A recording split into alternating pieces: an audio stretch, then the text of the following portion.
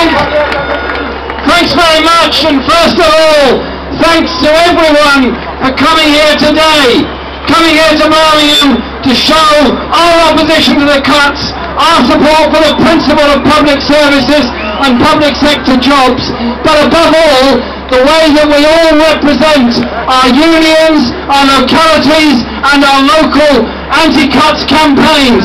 This is a time to mobilise, to organise, to defend our public services and to say to this condemned government, no, no, no, you are not making the cuts, you are not making mass unemployment, you are not destroying the very fabric of our communities. I remember very clearly, because I'm old enough to remember it, the 1980s.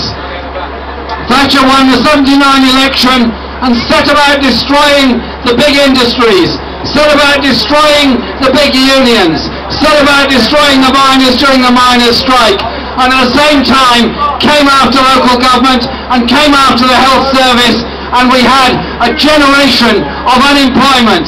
In my own area it reached over 20%, it was even higher in some of the South Wales valleys and in Scotland and in the North East.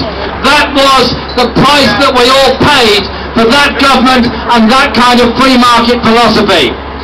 We are faced now with a condemned government, ideologically as right-wing, as dedicated to cuts, as dedicated to, in their words, rolling back the state as Thatcher ever was. Make no mistake about the ideology behind it. The bankers' crisis of 2008 led to public ownership of the banks.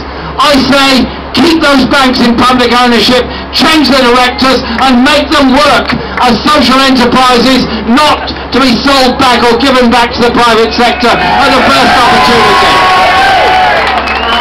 I also say that the argument that the debt must be paid now in record time by cuts in public expenditure is dishonest and wrong.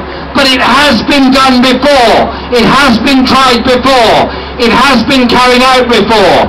The International Monetary Fund and the World Bank have been lecturing the poorest countries in the world for the past 30 years into cuts in public spending, privatisation and increasing the gap between the rich and the poor.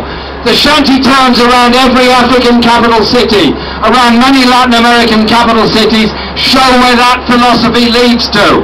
That is what is now being done in Europe.